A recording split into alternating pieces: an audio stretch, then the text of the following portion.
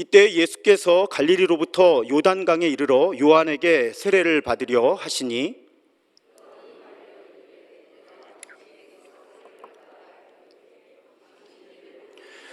예수께서 대답하여 이르시되 이제 허락하라. 우리가 이와 같이 하여 모든 의를 이루는 것이 합당하니라 하시니 이에 요한이 허락하는지라.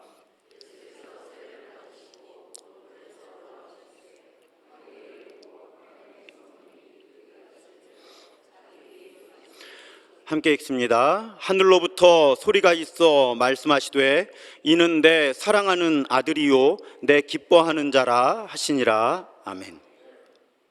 오늘 본문을 묘사하는 그림 하나 보면서 설교를 시작하려고 합니다. 15세기 이탈리아 예술가였던 안드레아 델 베로키오라는 분의 그리스도의 세례라는 작품입니다. 이분이 레오나르도 다빈치의 스승이었고요. 그래서 이 작품 역시 레오나르도 다빈치와의 협업으로 만들어진 것으로 알려져 있습니다. 특히 사실인지는 모르겠는데요, 레오나르도 다빈치가 저기 천사 그림 그렸다고 그런 이야기가 전해져 옵니다. 그런데 이 그림의 윗부분을 확대해 보겠습니다.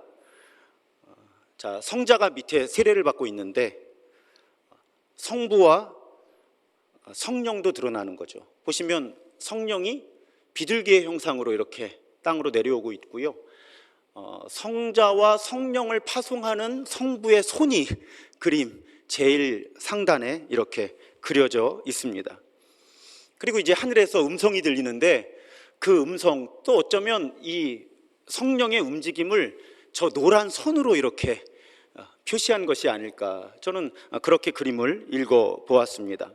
그래서 여러분, 오늘 본문 삼위일체 하나님께서 한 장면 한순간에 가장 분명하게 가시적으로 현현하시는 대표적인 성경의 본문이라고 할 수 있습니다. 자, 이렇게 예수께서 세례를 받으실 때 예수께서 세례를 받으시려고 요한에게 다가가시죠. 그런데 요한이 이를 말립니다. 요한 자신이, 세례 요한 자신이 예수님으로부터 세례를 받는 것이 더 어울리지 않느냐, 세례 요한이 반문하는 거죠. 그도 그럴 것이 세례 요한은 메시아 예수를 세상에 소개하는 역할을 감당하고 있었고요, 자기 자신이 예수님의 신발끈을 풀 만한 자격도 없는 사람이라고 그렇게 생각하고 있었기 때문이죠. 그런데 그렇게 이러시면 안 됩니다. 세례 요한이 그러는데 예수께서 세례 요한에게 이렇게 말씀하시죠. 15절에 이제 허락하라. 우리가 이와 같이 하여 모든 의를 이루는 것이 합당하다. 모든 의를 이루는 것이 합당하다. 저는 오늘 본문에서 이 부분을 먼저 깊이 들여다보게 되었습니다. 예수께서 세례 요한에게 세례를 받는 것이 모든 의를 이루는 것에 합당하다. 이 의미가 무엇일까? 그럼 먼저 의로움, 의롭다의 뜻이 무엇인지를 살펴봐야 되겠죠? 성경에서 의롭다라고 하는 표현은 사실은 아주 넓은 의미로 사용이 됩니다. 우선 개개인에게 사용이 되죠. 어떤 사람이 윤리적으로, 도덕적으로 흠잡을 데 없이 바른 사람일 때 그 사람을 의롭다라고 그렇게 표현을 합니다. 또 특히 구약 성경에 보면 정의, 공의라는 단어로 주로 번역을 하면서 사회정의를 의미하는 단어가 되기도 하죠, 의롭다라는 단어가. 그런데 이 성경에서 의롭다 하는 단어의 가장 본질적인 의미는 어떤 사람이 하나님과 어울리는 관계에 놓이는 것이라고 할 수 있습니다. 하나님과 어떤 사람이 혹은 어떤 상황이 어울리는 상황, 어울리는 상태가 될 때 그런 사람을 의로운 사람, 그런 상태를 의로운 상태라고 부른다는 거죠. 그래서 하나님께서 누군가를 의롭다 이렇게 선언하시는 것은 그 사람과 하나님의 관계가 바르다라는 뜻이라는 거예요. 그리고 하나님과의 관계가 바른 사람은 당연히 다른 사람과의 관계도 바르게 지켜내려고 하고, 또 사실은 하나님께서 창조하신 모든 것들과의 관계를 바르게 가져가려고 하죠. 그런 사람을 의로운 사람이라고 성경이 부른다는 거예요. 그렇게 보면 하나님과 올바른 관계에 놓인 사람이 하나님의 뜻에 따라 행동하면서 하나님 뜻에 따라 움직여 나가는 세상을 이루어가는 것이 성경적인 의로움이라고 할 수 있습니다. 다시 정의를 내려드릴게요. 중요하니까. 저희 교회에서는 정의를 내리는 게 중요하잖아요. 자, 성경에서 정의롭다고 하는 건 뭐냐?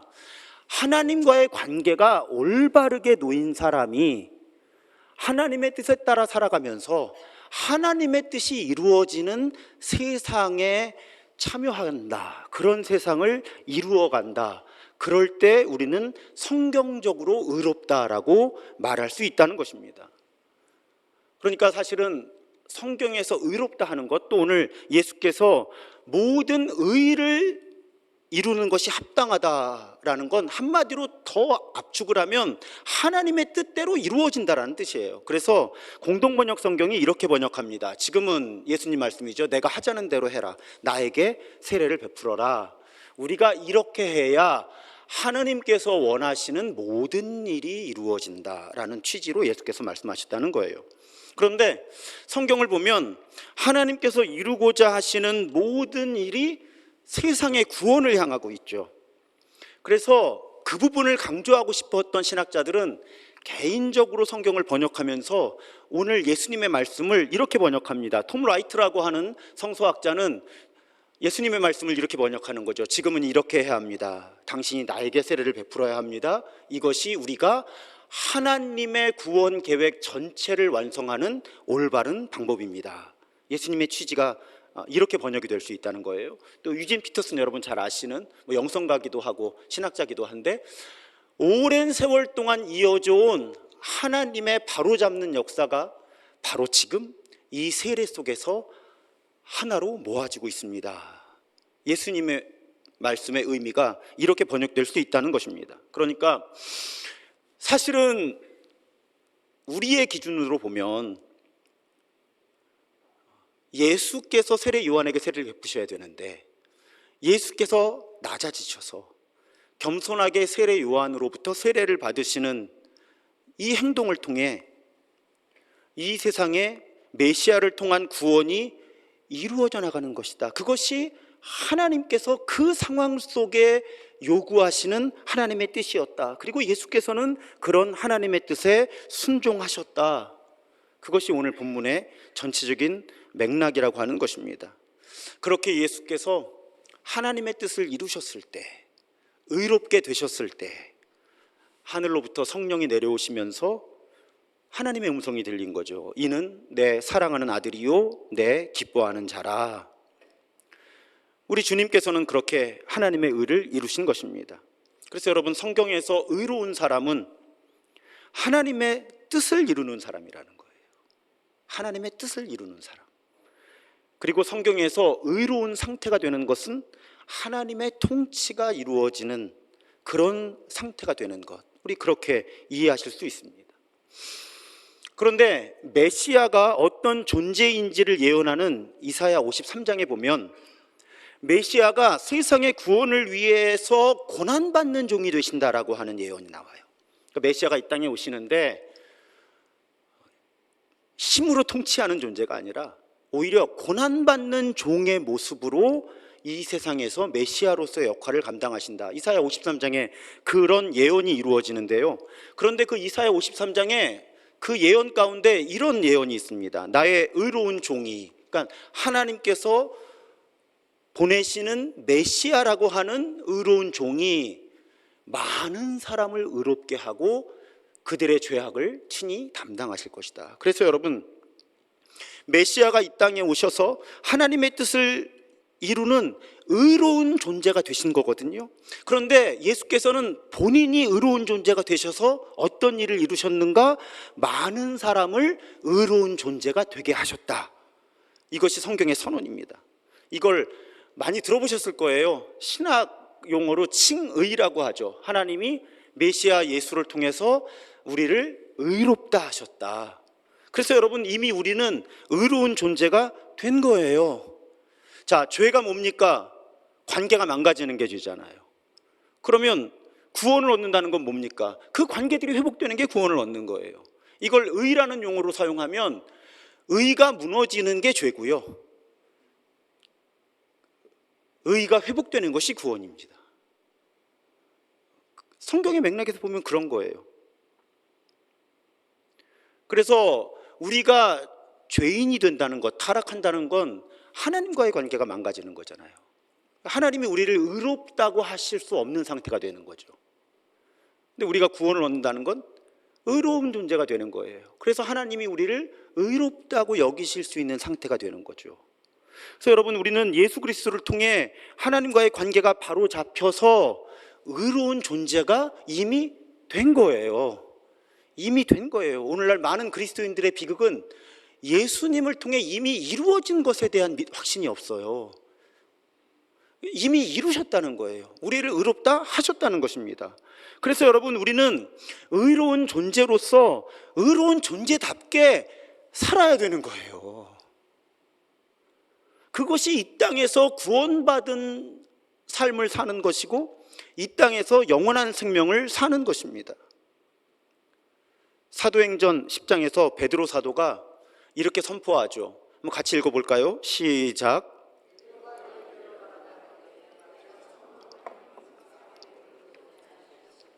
각 나라 중 하나님을 경외하며 의를 행하는 사람은 다 받으시는 줄 깨달았도다. 자, 어떤 대목인가 하면요, 베드로가 하늘에서 이제 부정한 것들이 내려오는 환상도 보고 고넬료를 만나고 하면서 유대인이 아닌 사람들에게도 하나님의 구원이 임하는구나라는 깨달음을 얻은 그런 대목이에요. 그래서 깨닫게 된 거예요. 하나님은 구원을 하실 때 외모를 보지 않으신다. 여러분, 거기서 외모는 아시죠? 이게 잘생기고 못생긴 외모가 아니라 조건을 말하는 거예요. 그러니까 하나님께서 사람을 구원하실 때 인종도 국적도 성별도 경제사회적인 신분도 그 어떤 조건에도 영향을 받지 않으신다는 거예요. 그런데 그럼 하나님은 어떤 조건으로 사람을 구원하시느냐? 적어도 사도행전 10장에서 베드로가 깨닫게 된 거죠. 두 가지가 필요하다는 거예요. 하나는 하나님을 경외해야 된다는 거죠. 두 번째는 의를 행해야 한다는 거예요. 그래서 여러분, 이렇게 보면 의로움은 구원의 조건입니다. 의로움은 구원의 조건이에요.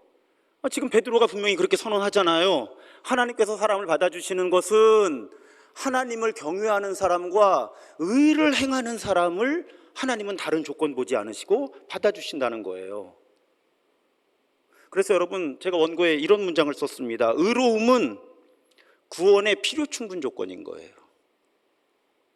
우리는 의로움을 통해서 구원을 얻습니다. 지금 베드로가 선언하잖아요. 그리고 구원받은 사람은 의롭게 될 수밖에 없는 거예요. 그래서 의로움이 구원의 필요 충분 조건이에요. 그런데 교회가 자꾸 믿음과 의로움을 분리시킨 거죠. 믿기만 하면 돼. 그러면서 구원론이 무너진 거예요, 지금. 의로움이 나의 구원의 필요 충분 조건이라고 생각하지 않는 그리스도인들이 너무 많은 거죠. 저는 그것이 오늘날 이 땅의 교회의 비극이라고 생각을 합니다. 여러분, 우리가 정말 예수 그리스도를 주님으로 왕으로 받아들였다면, 그래서 구원이 우리에게 이루어져서 우리가 영원한 생명을 얻은 사람들이라면 우리는 자연스럽게 의로운 삶을 추구하게 되는 거예요. 그래서 예수께서는 팔복 가운데 이렇게 말씀하신 겁니다. 의에 줄이고 목마른 자는 복이 있나니. 여러분, 복 있는 사람은 의로운 사람이 되려는 사람이에요. 의로운 세상을 이루려는 갈망을 품은 사람들입니다. 예수께서는 그런 사람에게 복이 있다고 하신 거예요. 여러분, 의에 줄이고 목마르십니까? 그렇지 않으면 스스로 질문해 보셔야 돼요. 내가 정말 구원받은 사람일까? 자, 그렇다면 우리가 추구하는 의로움은 구체적으로 어떻게 표현이 되어야 할까요? 여러분, 우리 일상에서 우선 한 사람 한 사람이 자기 삶의 자리에서 하나님 나라의 윤리를 실천해야 되는 거예요. 하나님께서 요구하시는 삶의 기준이 있는 겁니다. 수준이 있는 거예요. 그래서 우리 각자 삶의 자리에서 저 사람은 참 바른 사람이다, 기독교적 용어를 사용한다면 의로운 사람이다라고 평가를 받을 수 있어야 되는 거예요. 우리가 이미 구원받은 사람이라면, 제 생각이 아니에요. 예수님의 가르침이에요. 어느 날 선교에 대한 강의를 듣는데 어떤 선교사님이 아프리카 지도를 보여주시더라고요. 한쪽 지도에는 소위 말하는 복음화율이라는 게 있어요. 얼마나 그 나라 그 지역의 사람들이 크리스천이 되었냐는 거죠. 그래서 그 복음화의 색깔이 이렇게 쭉 있어요. 지날수록 복음화율이 높은 거죠.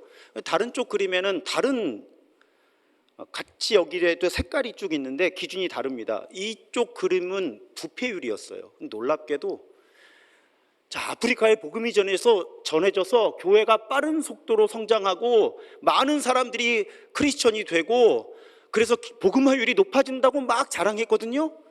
근데 그런 나라의 부패율이 전혀 좋아지질 않아요. 오히려 복음화율이 높은데 사회 부패율이 같이 높아져요. 왜 그럴까요? 복음을 제대로 전하지 않아서 그런 거죠. 복음을 제대로 전하지 않아서 그런 거죠. 믿기만 하면 천당 간다고, 믿기만 하면 구원받는다고, 믿기만 하면 복 받는다고, 부자도 되고 권력도 갖게 된다고 그렇게 가르쳐서 그런 거죠. 예수님이 그렇게 가르치셨냐는 거예요. 마태복음 5장 20절에 예수님 말씀하십니다. 내가 너희에게 말한다. 너희의 의가 율법학자들과 바리새파 사람들의 의보다 낫지 않으면 너희는 하늘나라에 들어가지 못할 것이다. 여러분, 예수님 말씀이에요. 바리새인과 율법학자들이 얼마나 율법을 치열하게 처절하게 지켰습니까? 그런데 예수를 따르는 사람들이 그 사람들보다 더 의롭지 않으면 하늘나라 못 간다는 거예요. 여러분, 예수님은 믿기만 하면 하늘나라 간다고 말씀하시지 않았어요. 지금 금방 성경을 읽어드렸는데도 의심을 하세요. 왜? 그래서 우리의 의로움이 구원의 필요 충분 조건이라는 거죠. 너희가 의롭지 않으면 하늘나라 갈 수 없다고 예수님이 말씀하셨으니까요. 나더러 주여 주여 하는 자마다 다 하늘나라 가는 거 아니라고 말씀하셨으니까요. 문제는 율법학자들과 바리새파 사람들의 의보다 낫다는 말씀이 무슨 말씀일까? 그들도 의로운 사람들이었거든요. 근데 그들의 의보다 낫다는 건 저는 이렇게 묵상을 해봅니다. 율법학자들과 바리새인들은 율법, 그러니까 종교적인 규칙을 지키는 의로움을 추구한 거예요. 그런데 그들은 철저하게 율법을 지키려고는 했지만 그들의 말과 행동에는 사랑이 없었던 거예요. 그런데 정말 하나님께서 기대하시는 의로움은, 여러분, 우리 의롭다 그러면 괜히 올곧고 잘 타협하지 않고 날카롭고 딱딱하다고 생각하실 수 있잖아요. 그런데 우리 하나님께서 성경을 통해서 가르치시는 의로움은 사랑이에요. 우리 수요일 날 예수신경의 사람들 새로운 시리즈 시작했잖아요. 하나님을 사랑하고 다른 사람들을 사랑하는 것에서 의로워야 되는 거예요. 사랑하면 의롭지 않을 수가 없어요. 왜요? 누가 아파하고 힘들어하면 그 사람을 사랑하면 이 문제를 바로잡고 싶어지거든요. 그럼 의로워지는 거예요, 사람이. 그러니까 성경적인 하나님의 성품에서 나오는 사랑과 정의는 절대 충돌하는 가치가 아니에요. 여러분, 누가 배가 고프면 그 사람한테 빵을 주는 것도 사랑이고, 왜 이 사람은 가난할까? 사회 구조적인 질문을 하는 것도 사랑인 거예요. 그래서 성경적인 사랑은 정의로운 사랑인 거고, 정의와 사랑이 분리될 수 없다는 거죠. 그래서 우리가 일상의 삶을 살아가면서 어떻게 하면 더 사랑할 수 있을까? 어떻게 하면 더 바르게 사랑할 수 있을까를 고민하면서 구체적인 행동으로 옮겨나갈 때 우리는 하나님께서 기대하시고 기뻐하시는 의로움을 추구하는 사람들이 된다는 거죠. 그것이 바로 의에 줄이고 목마른 사람들, 하나님 뜻에 합당한 의로움을 추구하는 사람들의 삶이라고 하는 것입니다. 연초부터 한국교회, 세계교회가 굉장히 실망을 했죠. 교회 지도자들의 타락이 아주 여러 사례가 한국과 미국을 중심으로 드러났어요. 왜 그럴까요? 저는 항상 모든 원인을 성경 해석으로 두잖아요. 그러니까 믿음과 의로움을 분리시켜 놓으니까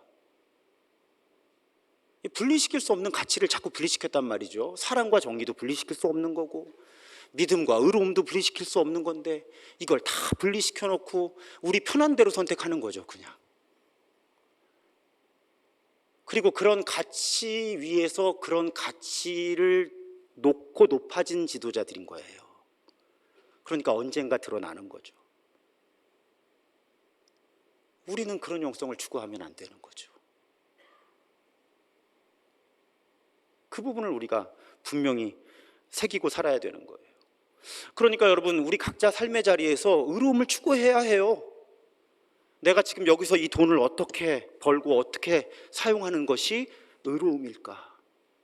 하나님의 눈높이에서 내가 어떻게 지금, 별로 좋은 표현은 아니지만 우리가 일상적으로 사용하니까 내 아랫사람들을 어떻게 대하는 것이 의로운 말과 행동일까? 내가 교회 안에서 다른 믿음의 가족들을 어떻게 대하는 것이 의로운 언행일까? 그 질문을 늘 품고 살아야 되는 거죠. 그래야 우리가 구원받은 사람이니까요. 그래야 하나님 나라 시민이니까요.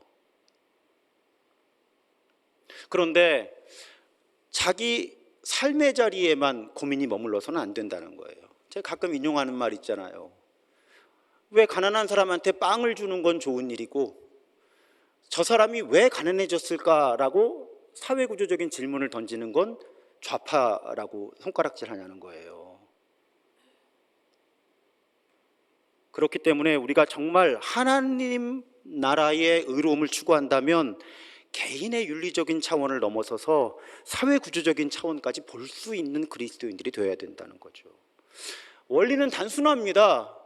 우리 하나님이 정치, 경제, 사회, 문화, 종교 모든 영역의 하나님이시잖아요. 그렇죠. 하나님이 요만큼의 영역의 하나님이 아니잖아요. 모든 것의 하나님이시면 모든 곳에 공의가 이루어져야죠.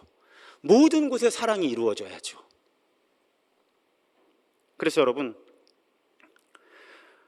그리스도인들이 추구하는 의로움은 이 땅의 정치적인 폭력이 사라지는 것입니다. 우리 그리스도인들이 추구하는 의로움은 이 땅의 경제적인 착취가 사라지는 거예요. 우리 그리스도인들이 추구하는 의로움은 이 땅의 사회적인 차별이 사라지는 것입니다.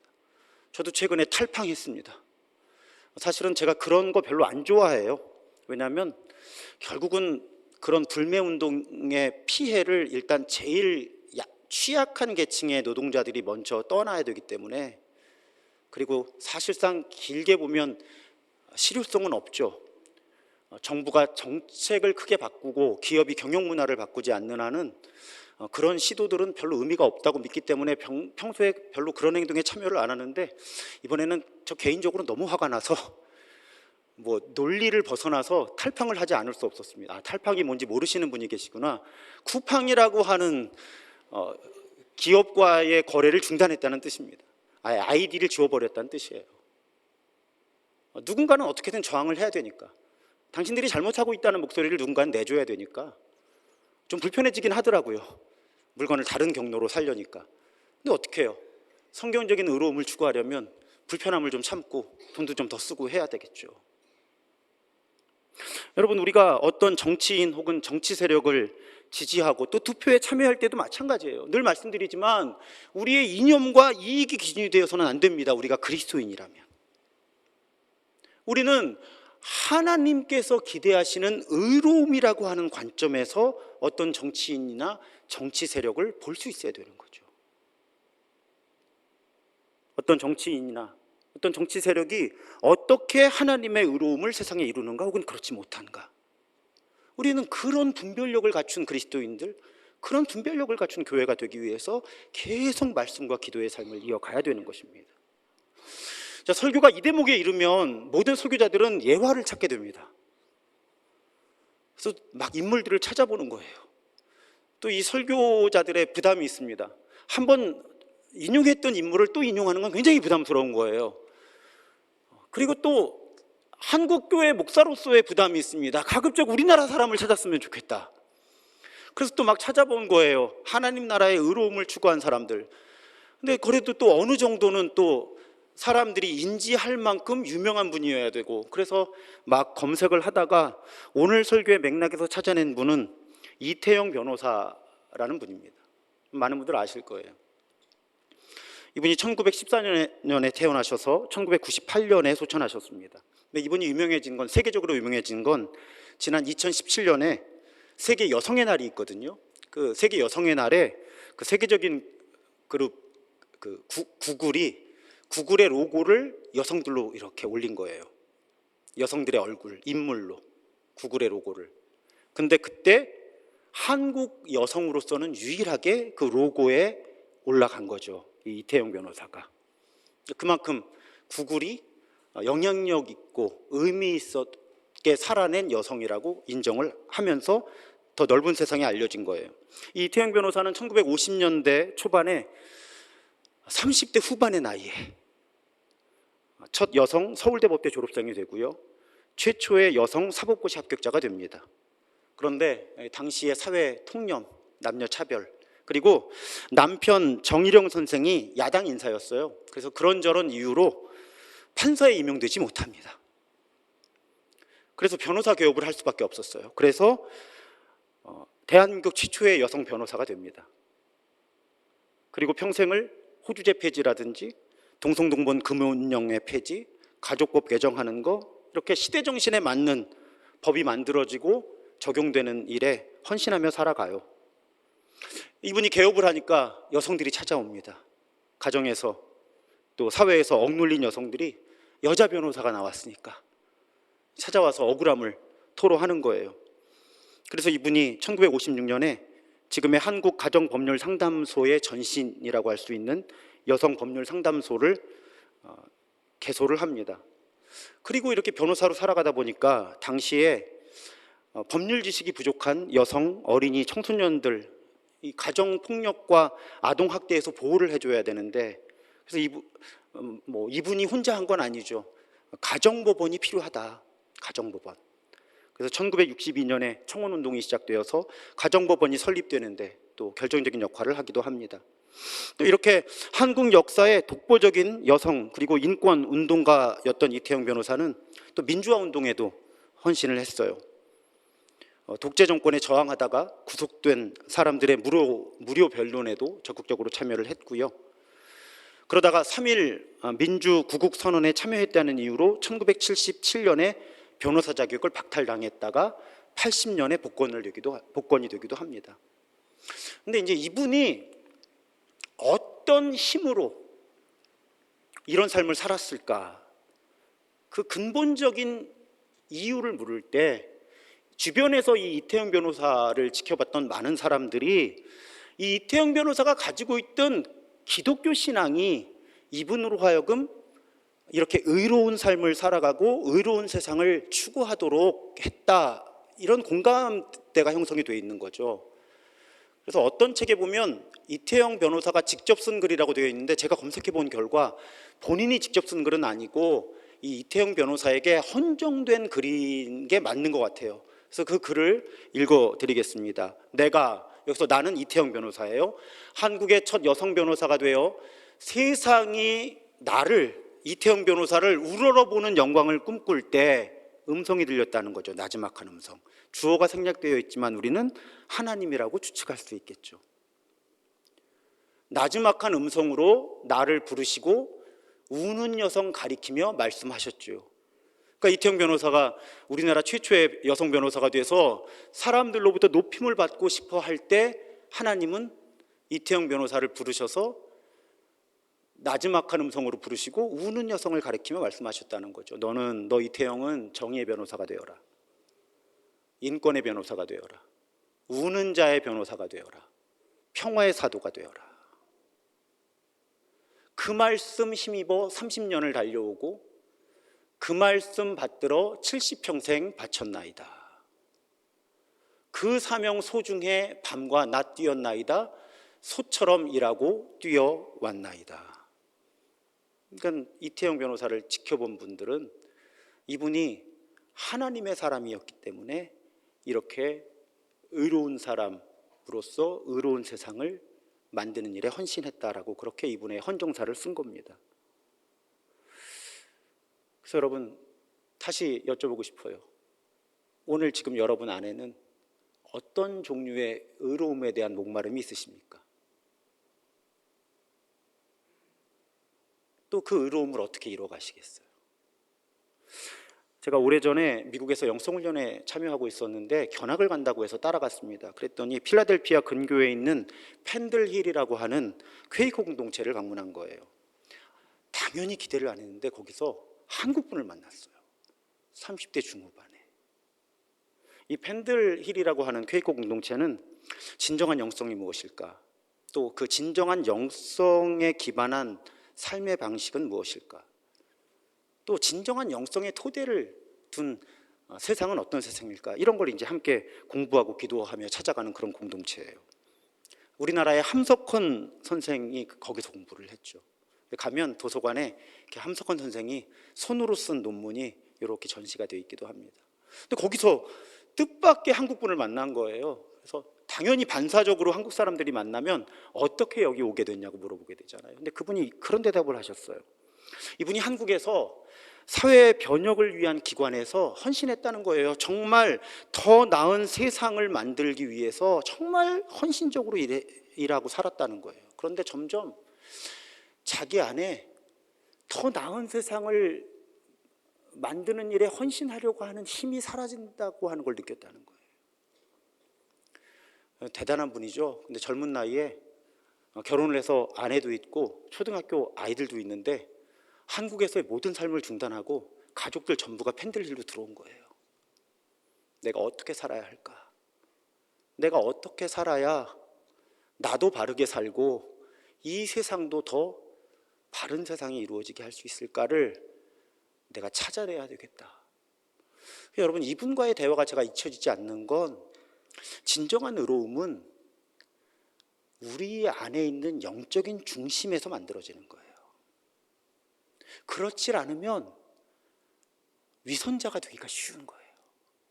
여러분, 우리 정치 지도자들 가운데 온갖 의로운 척은 다 했는데 사실은 추잡한 인간이었다는 게 드러나는 사람들이 있잖아요. 심지어는 우리 기독교 지도자들 가운데도. 왜 그럴까요? 정말 자신의 영적 중심에서 하나님으로부터 나오는 의로움이 아니었던 거예요.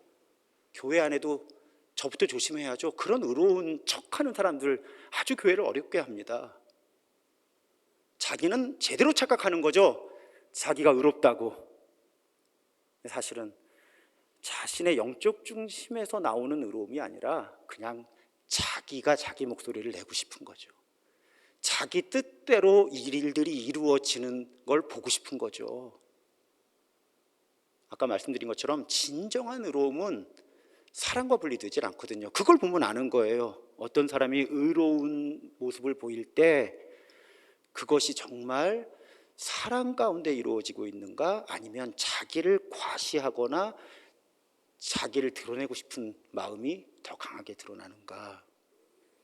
여러분, 우리가 추구하는 의로움은 우리의 깊은 영적인 중심에서 나와야 되고요, 우리 깊은 영적인 중심에 하나님이 계셔서 그 하나님께서 우리에게 주시는 목마름, 그 하나님께서 우리에게 주시는 배고픔으로 의를 추구할 때 정말 의로운 사람이 되고 자신의 삶의 자리와 교회를 의로운 방향으로 함께 움직여 나갈 수 있는 그런 사람이 될 수 있다는 것입니다. 사랑하는 여러분, 다시 질문하겠습니다. 오늘 여러분은 어떻게 의에 줄이고 목 마르십니까? 우리가 정말 그리스도인이라면 각자 삶의 자리에서 의에 줄이고 목마른 사람들이 되시기를 주님의 이름으로 축복합니다. 이미 예수께서 우리를 의롭게 하셨기 때문에 그렇게 의롭게 된 우리가 우리 삶의 자리에서 의로운 존재가 돼야 되는 거예요. 그럴 때 교회가 세상의 소망이 되는 거고요. 그럴 때 예수님이 세상의 소망이 되시는 겁니다. 우리가 우리 삶의 자리에서 의롭게 살아갈 때, 그럴 때 우리가 빛과 소금이 되는 거죠. 사랑하는 여러분, 다시 부탁드려요. 우리가 각자의 삶의 자리에서 지금보다 더 의로운 사람들이 되고, 그런 우리를 통해 더 의로운 세상이 만들어질 수 있으면 좋겠습니다. 그리고 교회를 통해 세상이 더 의로워졌으면, 그렇게 우리의 의로움, 교회의 의로움이 정말 예수님을 이 땅에 드러낼 수 있게 하는 그런 우리의 삶이 되기를 주님의 이름으로 축복합니다.